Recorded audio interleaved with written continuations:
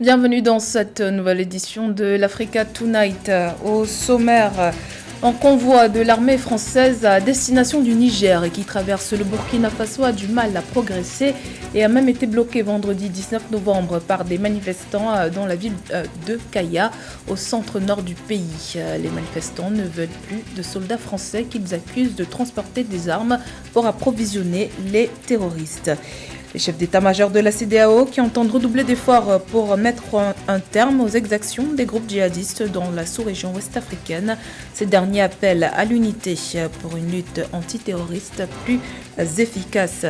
Et puis, direction Durban en Afrique du Sud, où la deuxième édition de la foire commerciale intra-africaine ferme ses portes ce dimanche 21 novembre. Édition qui avait pour thème « Construire des ponts pour une ZLECAf réussie ». L'hostilité envers l'armée française grandit au Burkina Faso. Au moins 4 personnes ont été blessées ce samedi à Kaya, ville située au nord de la capitale Ouagadougou, où des manifestants s'opposent depuis jeudi au passage de l'important convoi logistique de l'armée française en transit vers le Niger voisin. Le point sur la situation avec Viviane Baoken. Hymne national, chant patriotique, drapeau du pays, plusieurs milliers de manifestants civils sans armes, érigeant des barrages de fortune, ont choisi de défier un convoi d'une soixantaine de véhicules et d'une soixantaine de soldats de l'armée française au Burkina Faso, obligeant ces derniers à se réfugier dans un lieu sécurisé sous la protection de l'armée burkinabé. L'attaque terroriste perpétrée ce dimanche 14 novembre à Inata dans le nord du pays, qui a causé la mort d'au moins 49 gendarmes et 4 civils, a ravivé le ressentiment de la population. En effet, le Burkina Faso subit depuis 2015 des attaques djihadistes violentes qui ont commencé dans la zone dite des 3 frontières, à proximité du Mali et du Niger, pays également victime de ces agressions barbares et meurtrières. Nous sommes tout le temps attaqués par les forces obscurantistes, les forces terroristes, et il n'y a pas de réaction appropriée de la part de l'armée française et globalement partant même de la force d'intervention du G5 Sahel. Je m'explique parce que on ne peut pas comprendre que nous avons les drones et tout l'arsenal de renseignement militaire qui se trouve dans le Sahel, et des terroristes sont toujours capables de se déplacer en nombre suffisant pour venir attaquer un camp militaire sans que l'armée française ou bien les drones de la force d'intervention du G5 Sahel ne puissent les détecter. L'important convoi logistique de l'armée française, source de contestation, alimente désormais un vif débat national après son blocage sur un terrain vargueux par les manifestants. Les 4 personnes blessées par les tirs de sommation à Kaya, dans la principale ville du centre-nord du pays, sont devenues les nouveaux martyrs d'une population qui s'estime victime de nouvelles formes d'occupation coloniale au détriment de leur propre sécurité. Les revendications dont les slogans sont inscrits sur les banderoles et les écriteaux sont sans ambiguïté. On peut y lire des phrases choc, « Armée française, dégage, libérez le Sahel ». Plus de convois militaires d'invasion et de réconciliation français, d'une population poing en l'air chantant l'hymne national burkinabé et défiant le convoi militaire français. Depuis plus de 5 ans, la force du G5 Sahel essaie d'être inscrit sur le chapitre 7 de la Charte des Nations Unies. Et il est dommage de constater que cela n'a pas été fait. Alors que lorsque on inscrit la force d'intervention du G5 Sahel sur le chapitre 7, cela fait que la lutte contre le terrorisme devient un problème mondial, un problème porté par les Nations Unies au lieu d'être porté seulement par une coalition de nations. Accusé par les manifestants de transporter des armes pour terroristes, l'avancée du convoi qui a déjà subi plusieurs autres blocages dans diverses localités comme à Ouagadougou ou Bobo Dioulasso génère aussi une crise politique interne au Burkina Faso. À l'unisson de l'opposition, les manifestants rassemblés dans plusieurs villes du pays n'hésitent plus à demander la démission du président Roch-Marc Christian Kaboré, jugé incapable selon ses opposants à mettre fin aux attaques terroristes. La lutte contre le terrorisme qui était au centre des travaux de la 41e réunion du comité des chefs d'état-major de la CEDEAO. Ces derniers s'accordent sur la nécessité de renforcer la coopération entre les États membres de la sous-région pour combattre le phénomène qui prend une ampleur alarmante. Philoméntine. Les chiffres des différents rapports marquent une recrudescence importante des actes terroristes, une augmentation de plus de 250% des attaques entre 2018 et 2020, avec plus de 2500 victimes civiles et 1000 militaires. Afin de maîtriser ce fléau, 2 résolutions ont été prises en guise de conclusion. La mise en place des opérations conjointes entre tous les pays, particulièrement frontaliers, et le renforcement des capacités opérationnelles des équipes. Nous avons discuté de beaucoup de questions, notamment la question du terrorisme ambiant dans notre région. Le terroriste au Sahel qui progresse inexorablement vers les côtes de notre sous-région. Vous avez pris des décisions et des recommandations idoines à travers l'organisation d'opérations conjointes, à travers la capacitation de nos forces sur le terrain. Vos recommandations seront transmises à qui de droit et les dispositions seront prises pour que le plan d'action de lutte contre le terrorisme que nous avons patiemment, minutieusement et méthodiquement élaboré depuis 2019 pourra voir son implémentation dans toute la sous-région pour réduire les peines de nos concitoyens. Nous avons retenu que vos décisions vont dans le sens de la volonté politique des chefs d'État qui veulent que la paix et la sécurité règnent dans notre sous-région. Les chefs d'État des pays de la CEDEAO avaient exprimé une forte volonté politique pour imposer la paix dans la région. L'implémentation d'un plan d'action de lutte contre le terrorisme de la CEDEAO, adopté en 2019, reste pourtant confrontée à de nombreux défis. Celui du financement des troupes des pays, de la dotation des moyens matériels, particulièrement des outils de prévention, de renseignement et de contrôle. Messieurs les chefs d'état-major, le fruit de vos réflexions tel que consigné dans le communiqué final, donne un aperçu de l'intensité des échanges.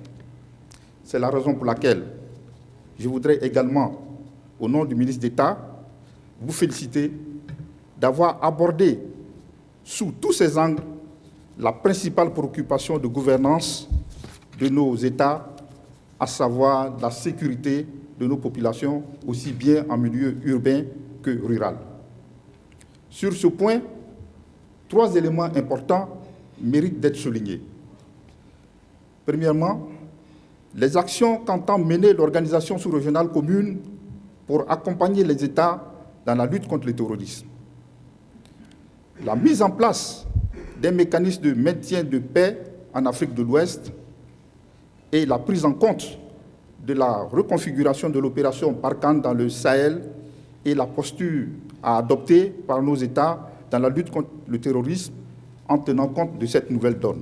Les difficultés de la lutte contre le terrorisme sont renforcées par la défiance massive des populations sur la présence des forces françaises, notamment au Mali, au Burkina Faso et au Niger. Le retrait annoncé des troupes françaises du Sahel s'accompagne de nombreuses manifestations de rejet des populations. Ainsi, des milliers de personnes ont manifesté et fait barrage ce vendredi 19 novembre à Kaya, au Burkina Faso, pour s'opposer au passage d'un convoi militaire français parti de Côte d'Ivoire et à destination du Niger. Obligés de se doter d'une stratégie d'approche collective, d'opérations conjointes, d'échanges de renseignements, les armées de la CEDEAO, en conclusion de leurs travaux, lors de la 41e réunion des chefs d'état-major, confirment gérer 3 crispations majeures.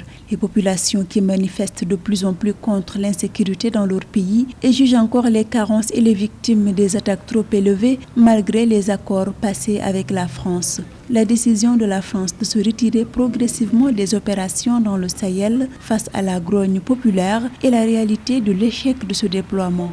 La présence de plus en plus active des forces étrangères d'autres pays, comme la Russie, la Turquie, qui entraîne des représailles de la France et de l'Europe, à l'instar des sanctions envisagées contre le Mali pour son probable rapprochement avec des partenaires russes.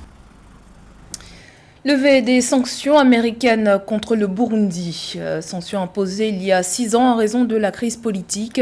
Elles visaient plusieurs personnalités, dont des hauts gradés de l'armée et de la police impliquées dans des violences en 2015, nées de la crise politique. Mildred Diamant.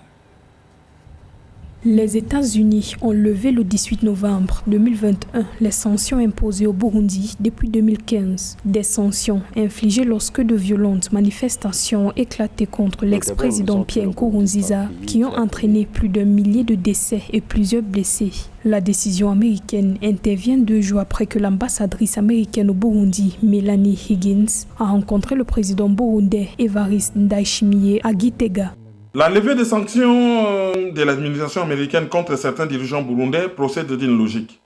Si ces sanctions étaient imposées, c'est parce que l'ancien président burundais décédé, Nkurunziza, avait brigué un 3e mandat aussi longtemps que la constitution du Burundi ne l'y autorisait. Donc, aujourd'hui, la cause qui a amené ces sanctions n'existant plus, il était incongru de continuer à les imposer contre le peuple burundais. D'autant plus que le nouveau président Ndayishimiye a posé quelques actes de bonne volonté en améliorant tant soit peu les conditions des droits de l'homme dans ces pays. Bon, il y a des efforts à effectuer côté liberté d'expression et surtout l'élargissement de certains journalistes qui ont été arrêtés selon certaines ONG injustement. Pendant la crise politique de 2015, les forces de sécurité burundaises et de hauts responsables gouvernementaux ont été accusés de violation des droits humains. Le 22 novembre 2015, les États-Unis ont publié un décret déclarant la situation au Burundi urgence nationale, une mesure qui a conduit au gel des propriétés appartenant à certains représentants du gouvernement qui auraient joué un rôle dans les violations des droits.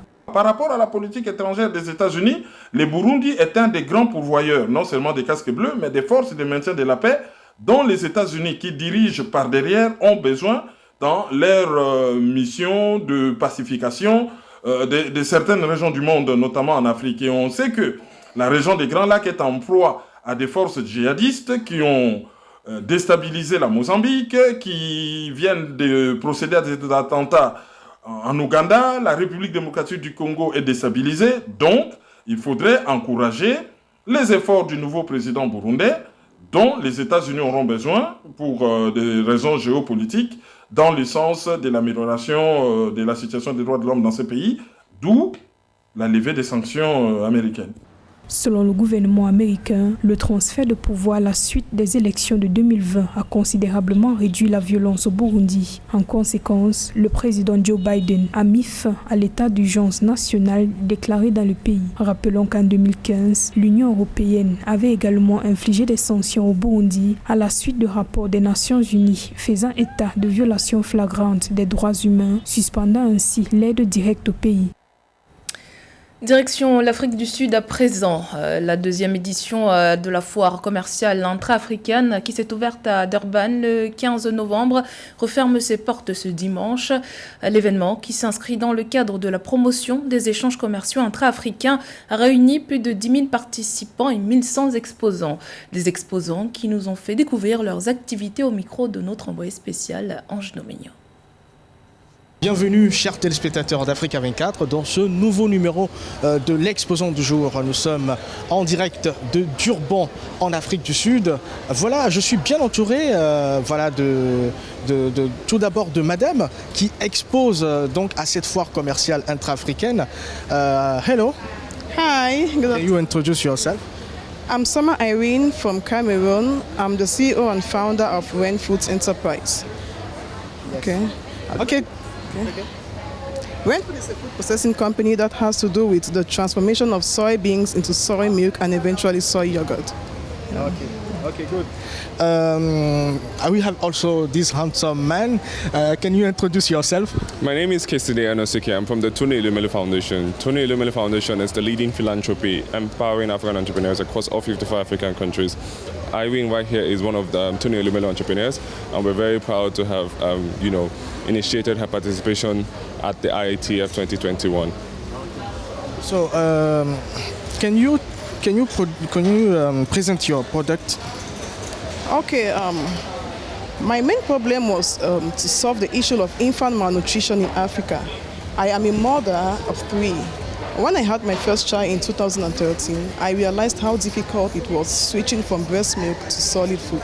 So this got me thinking on the possibility of getting a super healthy semi-solid food that would be nutritious enough to feed the young baby.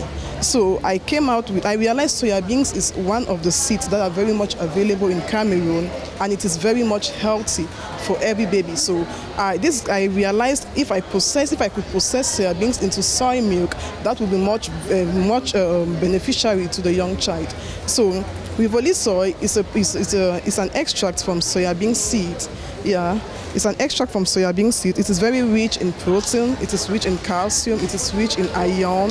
I think just a cup of Rivoli soy daily, we can guarantee a healthy child and a healthy Africa.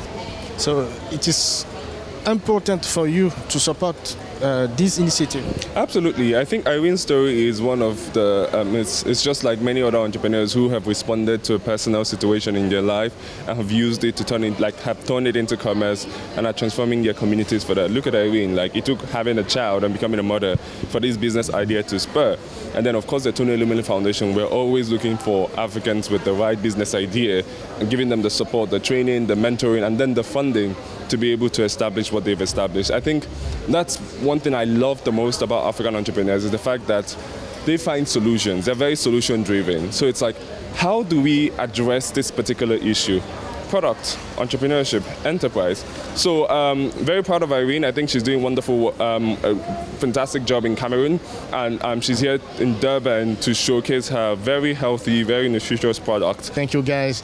Ok, merci beaucoup chers téléspectateurs d'avoir suivi ce numéro de l'exposant du jour. Ne quittez pas, continuez d'être connectés sur Africa 24 pour suivre les différentes expositions à cette foire commerciale intra-africaine. Industrialisation du secteur automobile en Afrique. Un chantier semé d'embûches. De plus en plus de groupes veulent produire des voitures, mais la transformation des lignes de montage en usines de fabrication peine à avancer. Au Sénégal, l'entreprise Multi-Industrie Group s'engage à relever ce défi. Philomentine. Consciente de la pollution atmosphérique qui ne cesse d'augmenter en Afrique, la société Multi-Industries Group, spécialisée dans l'assemblage de véhicules électriques, a eu l'idée de proposer des véhicules écologiques propres. Elle envisage de tirer profit de l'énergie solaire afin de pouvoir proposer une gamme de produits innovants et de créer localement de la valeur ajoutée dans l'industrie dans le but de promouvoir le Made in Africa. On est dans l'assemblage de véhicules électriques. Donc nous produisons des vélos, des scooters, bientôt des tricycles. Nous sommes en train également de tester des pick-up que nous envisageons également de produire. Nous proposons des solutions également dans le solaire.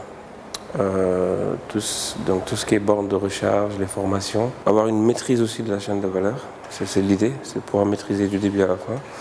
Donc là, on a démarré par de l'assemblage, mais à terme, ce qu'on veut, c'est pouvoir les produire localement. La vision de l'entreprise Multi-Industries Group s'inscrit dans une démarche d'industrialisation de l'Afrique. La jeune société entend faire un transfert de technologie à travers la formation des jeunes. Présente au Sénégal depuis 2018, elle ambitionne de s'implanter dans d'autres pays africains afin de participer à la création d'emplois sur le continent. On a démarré par des usines au Sénégal, on est en train d'en installer dans d'autres pays. Donc c'est une vision, c'est une nouvelle vision du groupe, du PDG, pour apporter ce plus et pouvoir derrière créer des milliers, des millions d'emplois, parce que c'est notre défi, c'est notre défi d'aujourd'hui et de demain. Pouvoir profiter de ce grand marché africain. Les véhicules conçus par l'entreprise Multi-Industries Group sont quasiment destinés à la livraison. Ils sont dotés d'une autonomie de 25 à 40 km, d'une vitesse de pointe de 30 km par heure et rechargeables sur des prises électriques domestiques, tout en répondant aux besoins de mobilité verte et fluide dans les villes africaines, particulièrement sénégalaises.